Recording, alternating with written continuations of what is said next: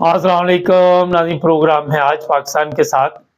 Chief justice Pakistan कल का social media पे जो कुछ आप देख रहे हैं, इसका तमाशा बना हुआ है। लोग लान तान कर रहे हैं, गालियां निकाल रहे हैं, मगर क्योंकि हमारी जो अखलाकी तरबियत है, हमें गाली की इजाज़त नहीं।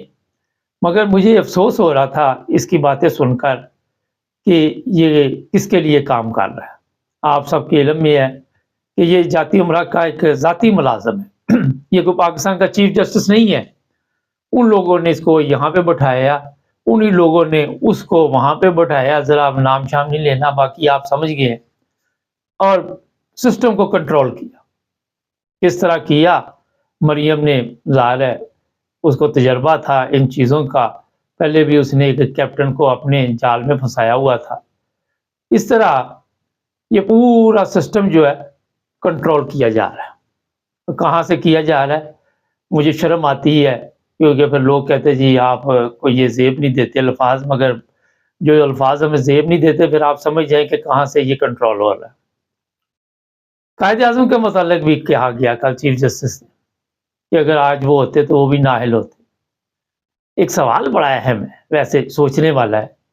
वो ये है कि अगर कायदे-आज़म पाकिस्तान ना बनाते और आज हिंदुस्तान, पाकिस्तान एक ही मुल्क होता, बांग्लादेश भी होता। आप क्या समझते हैं कि ये जो लोग जिनकी औकात नहीं है, ये ज़रदारी जो सैनमे में टिकटें फ़रोख्त करता था, जिसका वालिद खुद एक डाकू था, ये खुद एक डाकू और चोर था, ये सदर पाकिस्तान बनता? क्या ये जाती अमरा में जो लोग बैठे हुए हैं, जिनके वालिद की, दादे की हिस्ट्री आप अक्सर सुनते रहते हैं, वो कभी वज़ीर-ए-आज़म 3-3 दफ़ा बनते? क्या शहबाज शरीफ जो है वज़ीर आला बनता, नवाज़ शरीफ वज़ीर-ए-आज़म बनता? क्या मरियम जो है वो उन लोगों को जिनका मैं अभी बता रहा हूँ इस तरह कंट्रोल करती? क्या ये जो चीफ जस्टिस बैठा हुआ है, ये यहाँ तक पहुँचता? ये जो आपका अमर फ़ारूक है, इसकी औकात थी कि यहाँ तक पहुँचता? किसी को भी मेरा ख़्याल है कि किसी ने नज़दीक नहीं आने देना था और इन्होंने ज़लील-ओ-ख़वार होके ज़िंदगी गुज़ारनी थी।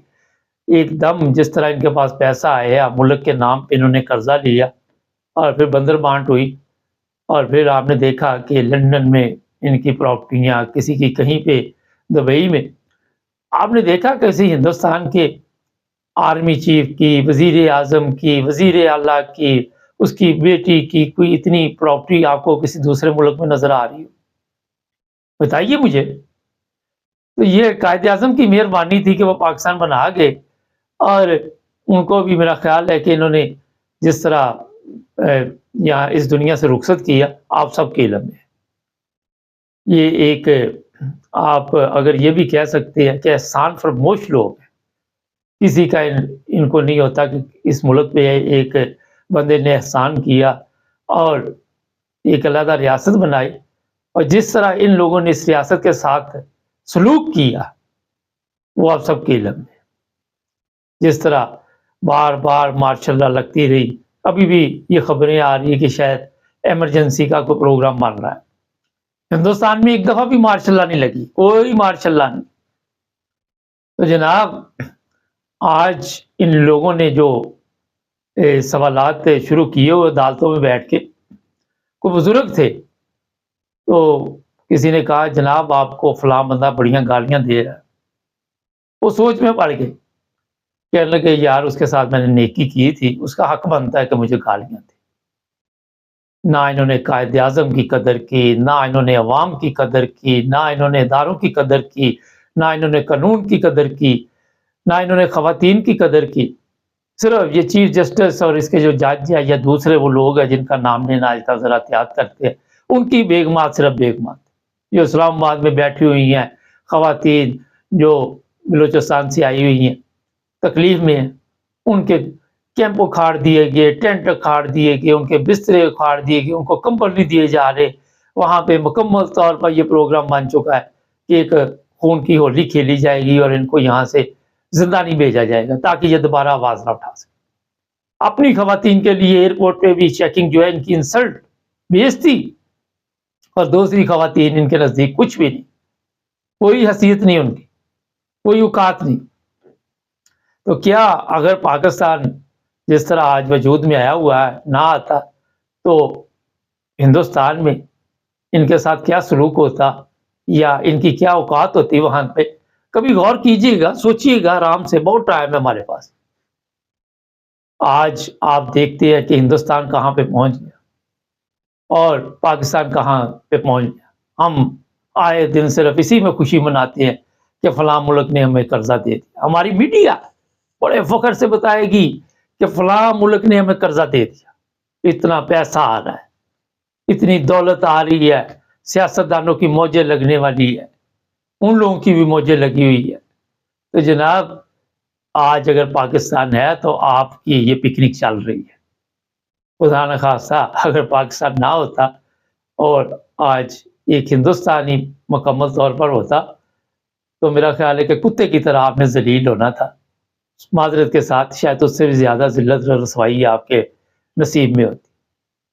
تو ظاہر ہے ان کا حق مانتا ہے کہ یہ قائد اعظم کو برا بلا کہیں، مگر قوم کی حالت دیکھ، جو آپ نے قوم کی حالت کر دی ہے وہ بھی آپ دیکھ لیں.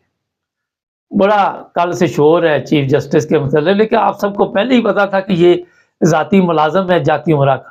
آپ کو نہیں پتا تھا کہ اس بندے کا، کس کو نہیں پتا تھا؟ کسی نے پوچھا عمران ریاض کون کے متعلق بات ہوئی، کہنے لگا وہ کون ہے؟ وہ اس کو تو اپنی بیوی کے وہ جو ڈاکے ڈالے ہوئے ہیں ان کا نہیں پتا. جب اس سے سوال کیا گیا کہ تیری بیوی کے پاس اتنا پیسہ کہاں سے آیا، تو یہ حرام خور کہتا ہے مجھے نہیں پتا، میری بیوی کو پتا ہے. اس کو تو وہ نہیں پتا نہیں اس کو اپنی بیوی کا ہی پتا ہے کہ نہیں پتا. تو عمران ریاض کا کہاں سے اس کو پتا چلے گا؟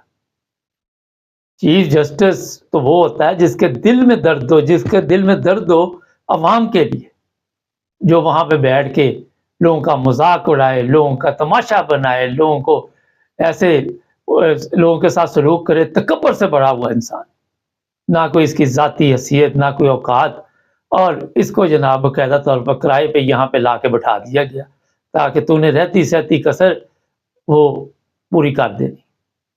مثال پھر وہی سناؤں گا آپ کو کیونکہ بنتی یہاں پہ ہے.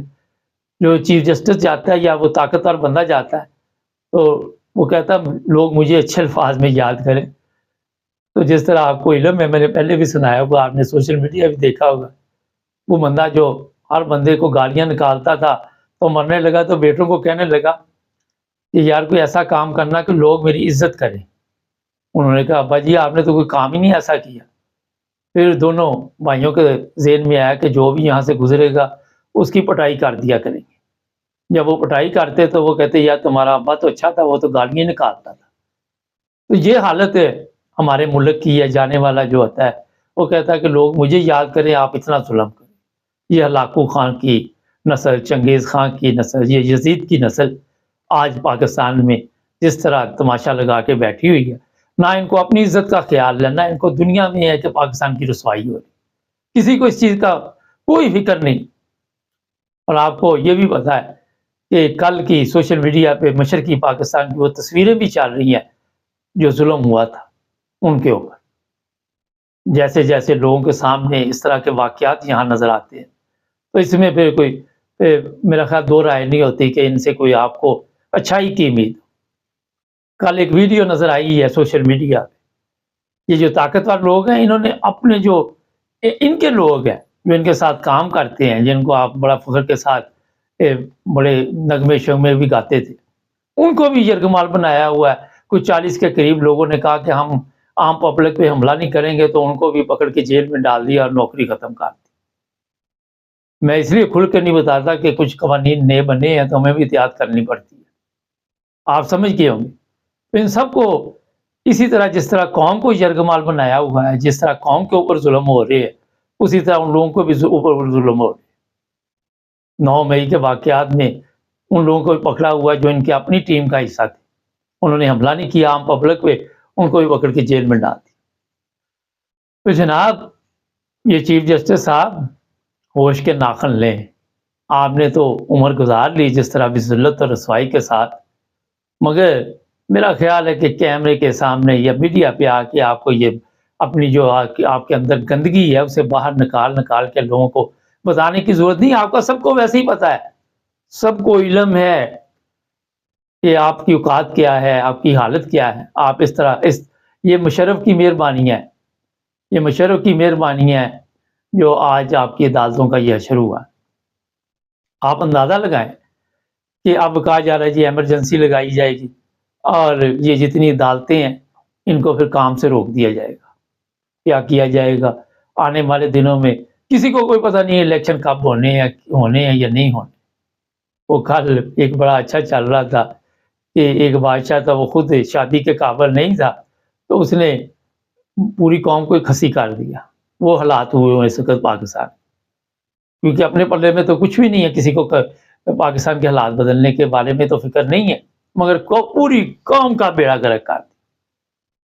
سوشل میڈیا نے وہ حال کیا ہوا ہے ان لوگوں کا کہ آپ سوچ نہیں سکتے، نہ کوئی عدل، نہ کوئی عدالتیں، نہ کوئی انصاف، نہ کوئی کچھ سمجھ سے باہر ہے کہ یہ ملک کس طرف جا رہا ہے۔